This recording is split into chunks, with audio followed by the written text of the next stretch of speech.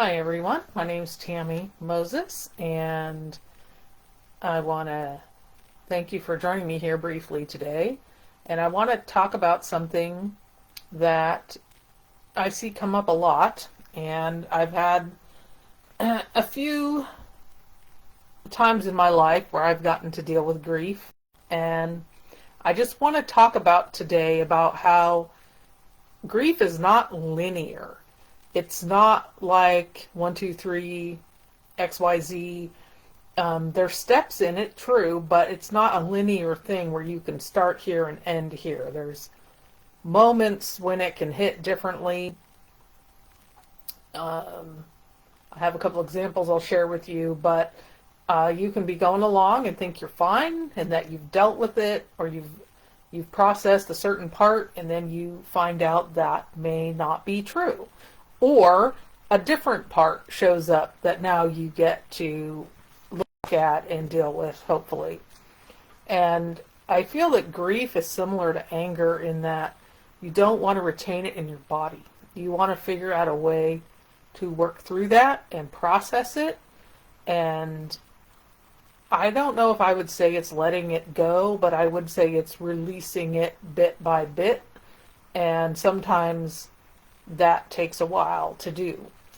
And so I have a couple things. One, this was a long time ago when one of my grandmas passed away, but she loved to go shopping in a big box store, and not a whole lot, but just that was something that she and I did together. We enjoyed it. It was fun when I was younger.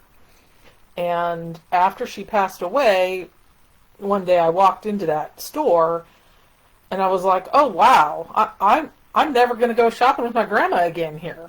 And so here I am tearing up in this store and like, okay, I'm not letting that happen here in the store right now.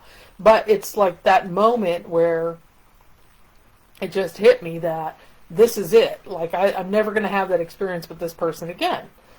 And recently, when my mom passed away, I had a similar experience where I was like, oh, I need to get her some fuzzy socks so her feet won't be cold. Hello? Like that. But in that moment, I was like, oh, wow, like we're never going to laugh about fuzzy socks again, or I'm never going to have those experiences again with that person. And it was a similar thing where, okay, I'm not doing this in the middle of the store, but emotionally, like that's where I was at that time. And thankfully I got what I needed and got out of the store and got to the car where my boyfriend was waiting. He's looking at me like, what's wrong? I'm like, it's nothing wrong. I just wasn't going to have that breakdown in the store. And I mean, in that moment, you're feeling those emotions, but I just had to kind of process that a little differently. And even like 2 weeks later, I'm in the store and I have this thought. I'm like, okay, I need to get out of this section. Like I can't be here where the socks are. Like I just need to move on, because it brought again that memory back. And thank you, Joanne. I know that it's a process that so many of us go through, and we do talk about it somewhat, but I just think sometimes there's an expectation that this happened, and you did this step, and now you processed it, and now you're all done, right? And I don't even think life works that way in general.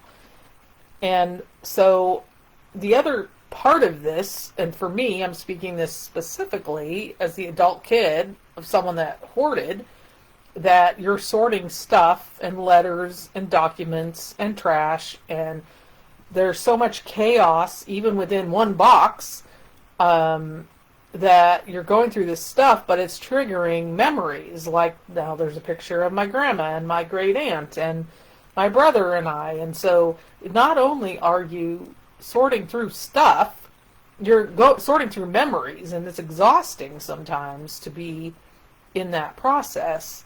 And then when someone dies, that's the end of that living relationship, that you're both here on earth. Personally, I feel a lot of connection to the people who passed away. I feel their smile, their support, or sometimes their question, what are you doing? Um, and so I don't feel disconnected um, from them. I just feel connected in a different way. And for some people that might be creepy, but it's just the way it is.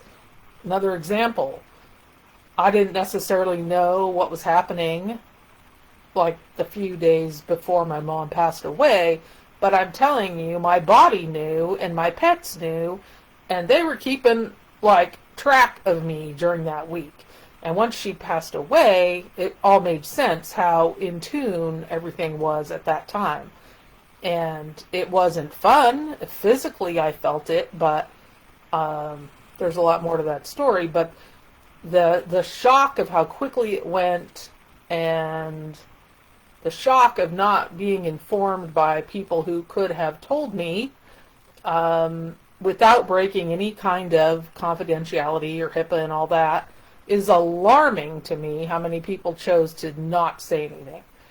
However, I know I'm not the first person that's happened to, and in some ways I think I was spiritually being protected from chaos, untreated mental health, and really just the downslide of someone's passing. And so there's a lot to process for me right now, but I feel like it's necessary to kind of talk about it and shine a light on it, because dying is part of life, and it's amazing to me how different support systems show up that you don't even realize, A, that are there, or B, that they're paying attention, and then they show up. So there's something to be said for showing up even when it's awkward, when it's weird, when it feels strange, like, like, should I make that call?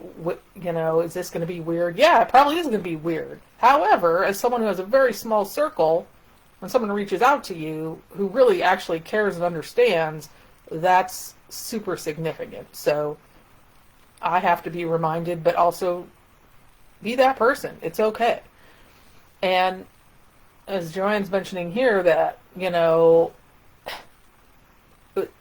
our parents pass away and we don't forget them. And there's things that can just bring up I wouldn't even say necessarily it's a trigger sometimes. It's just a memory. And it's just a something, that brings them to mind. Sometimes it is a trigger. Sometimes it is a breakdown. I need to get out of here. Sometimes it's I better write this down. I need to get this out of my body, out of my thoughts. And so there's this part that we don't talk about a lot when someone actually does pass away. There's a lot of actual relief because they're hopefully not in pain. Hopefully they're at peace. You're probably going to have a little more peace, especially if they were a very chaotic person in your life who had, ups and downs. And sometimes it's really a blessing when they go, and for everyone. And I don't personally think suffering is the way we're supposed to live. And I don't really think suffering is how we're supposed to die, but that's a whole different conversation. I feel like if you can find some degree of peace before you die, it's going to help you pass away a little more peacefully, hopefully. But just grief is not a linear thing. It is not point A, point B. It's A.2, A.9, and then you might bounce over here to B.2, and now you're at X.2, and you're just bouncing all over the place for a period of time.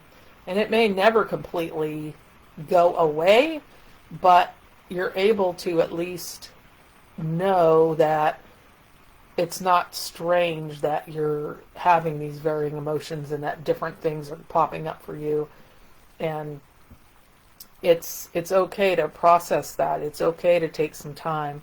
It's okay to set a boundary and step back from things sometimes, and just take a moment to breathe and do some self-care and drink some tea and go on a walk and get to the beach and journal. Maybe you need to yell or scream somewhere. I mean, it's true. And just finding the support you need. It can come from unexpected sources, and I'm grateful when it shows up. So thanks for joining me and listening to me yammer about this today, but I just feel like it's an important thing for people to know they're not alone on this journey, and I hope you all have a great day.